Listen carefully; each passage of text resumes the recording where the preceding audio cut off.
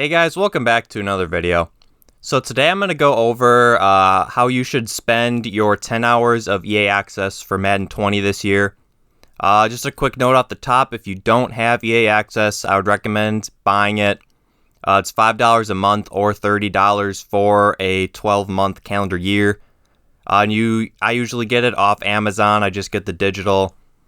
They send the email to me of the code. I usually get the 12-month one for $30 off Amazon. And this year, I believe on the 24th of July, it's coming to PlayStation 4. For the past 5 years, I think it was Xbox exclusive. But this year, it's coming to PlayStation 4 on the 24th, I think. So literally a day before Madden 20 is available to play 10 hours early on EA Access. So I would strongly recommend both PlayStation and Xbox users get that EA Access.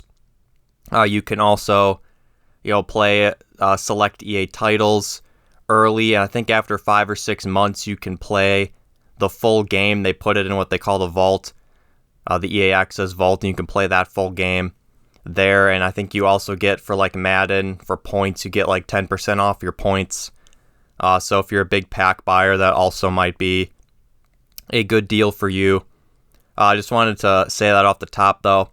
Second, getting into what you should use your 10 hours on this year for Madden 20 for your EA Access. I basically devised a theory of 3 types of players I think that people are that use for like limited time access like this, the sort of type of players there are. So the first is an achiever, the second is an explorer, and the third is a time waster. If you think you are the third, a time waster, you should go in the backyard and hose yourself off until you realize that that is a stupid classification and you realize that you should be either an achiever or an explorer. So if you think you're a time waster, go ahead, pause the video, go to the backyard, hose yourself off. Maybe run a couple laps. Maybe you'll realize that you do not want to be a time waster.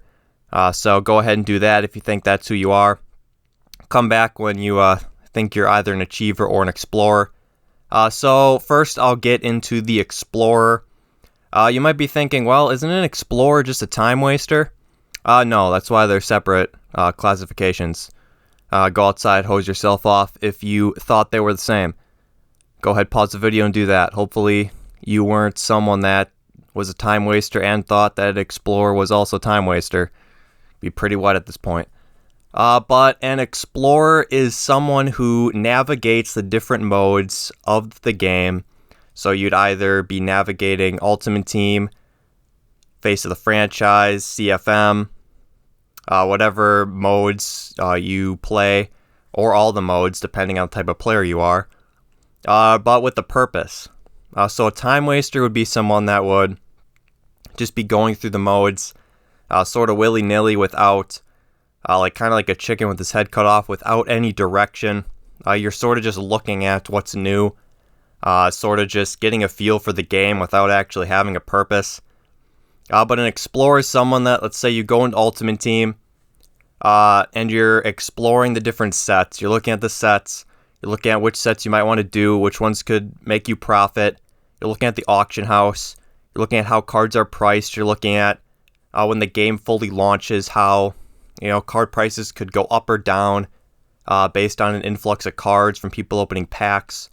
You're looking at the solo challenges, which ones are worth your time. Looking at the rewards, looking at how you want to attack that. Looking at the missions, this year they call it, or the objectives, how you want to attack that. If there's Mutt Master, the best way of going at that. Looking at head-to-head, looking at Mutt Draft, looking at squads, looking at the rewards for that, seeing if it's worth your time investing in either Mutt Draft or squads over, head-to-head seasons. If they have the Weekend League rewards, looking at that. If they bring solo battles back, kind of looking at that, look at the reward structure. Sort of figuring out where you want to devise your time once the game launches. Sort of figuring out some stuff with the auction house, maybe looking at packs, maybe pulling some packs, seeing if they're worth it, right out the gate, what kind of value packs have. Or if you're in franchise, or Ultimate Team, I guess, or really any, even face of the franchise. Maybe going into practice mode, trying out some playbooks, sort of crafting your offense and defense that you want to use for Ultimate Team. For Connected Franchise, I assume for face of the franchise, your created quarterback player, they'll let you pick your playbook, or they might lock you into whatever team you are. I'm not sure, but either way, just going into practice mode, maybe going into play now, sort of playing sort of a simulated sort of experience. Putting a defense out there that you want to get a look. Cover 2, cover 4, nickel 3-3-5, Tampa 2, whatever you want to do. Get whatever offense you want out there. Sort of start, going through some things, figure out the best plays you want. That would be what I would consider an explorer, and I think that is a good use of your time if you are doing that. Sort of figuring out the game, but with a purpose. Not just going around and checking stuff out. Going on your phone, wasting 5-10 minutes on your phone, coming back, going through some menus. You want to remember you only have 10 hours. And another thing I want to point out, if you aren't using the application, if you're going to go eat dinner, it's going to be 20 minutes. You're still going to want to close the game because that will be 20 minutes of your 10 hours used up. And you might not think that's, that much time, but 10 hours over 5, if you're getting the pre-order and you get to play 3 days early, you get it to play 5 days before that 3-day early access. So it's a 5-day chunk of time for 10 hours. That 10 hours will go by fast. So just a note, if you're not playing it, if you have something else to do, even if you got to go take a dump for 5-10 minutes, close the application because that time will add up over the 5 days. So getting into the second type, achiever, that's someone who really has a singular focus. If you're an Ultimate Team, maybe you just want to grind. Say they have a journey string of solos again, 100 plus solos. Maybe you just want to grind that string of solos for the entire 10 hours, get that done, or as close to done as possible so you don't have to worry about it once the game fully launches. If you're also an Ultimate Team, maybe you just want to play head-to-head. Try to get as much up the ladder as you can as possible. Maybe you're going to open packs and try to build your team. Try to do some sets. Maybe that's how you're going to spend your time. Maybe you're going to look at the objective list and try to knock out some objectives if you can. I'm not sure how that's all going to look. Or missions. Maybe you want to complete as many missions as possible in your 10 hours.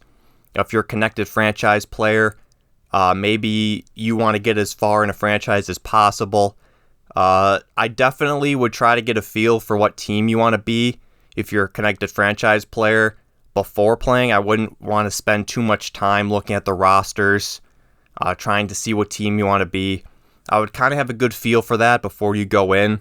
Again, those 10 hours do go by quickly, and you kind of want to have a game plan before you go in. So I would try to have a team. If you narrow it down to 2 or 3 and you want to look at the rosters, look at some playbooks, some things, for a few minutes, 10, 15, 20 minutes, that's okay, but I wouldn't spend an hour and a half. I know it's a big commitment for a team to go through multiple seasons in Connected Franchise. So I would try to do some of that research. I think a lot of the roster ratings will be released before that. So I would try to do some research beforehand rather than use the EA Access time on that. But getting back to the Achiever player type, again, if you're Connected Franchise, you'd pick a team, try to get as far in a season as possible with your 10 hours. Try to navigate the franchise mode as much as you can, making signings, trades, free agent acquisitions, whatever you're going to do. If you're a face of the franchise player, going to look to try that out with your 10 hours. You might be looking to get as far as you can in that. I don't know. It seems like at the beginning it's going to be heavy cinematic, sort of like Long Shot with the playable story. In terms of your quick few games of your college career in the college football playoff. and then leading up to the draft, maybe you're going to try to get that out of the way, and play some of your games first as a rookie with your 10 hours. So basically, an achiever is just someone that has a laser focus on what they want to do. It doesn't even have to be one thing necessarily. Let's say you want to play some Ultimate Team and some Face of the Franchise. So you want to spend, 5-6 hours grinding solos, maybe a journey solo, try and get as far as you can, and then divert your last 4 to 5 hours into getting as far in Face of the Franchise as you can. So that is the two type of players. I don't think there's, I wouldn't be like, that other than the time waster, once again, go spray yourself off in the backyard if you think that you want to be a time waster. But whether you're an explorer or an achiever, I don't think there's really one superior way. For me, I'm really more of an explorer. Maybe I'm sort of a dual between explorer and achiever. I might explore for a few hours and then kind of find the niche that I want to attack. Maybe I spend 3-4 hours exploring the different modes, and then I sort of, find something I want to attack. Let's say it's Face of the Franchise.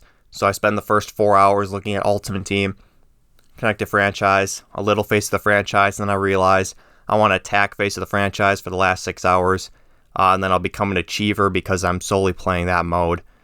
So that is the video. I hope it helped you guys out. So thank you guys for watching, and I will see you in the next video.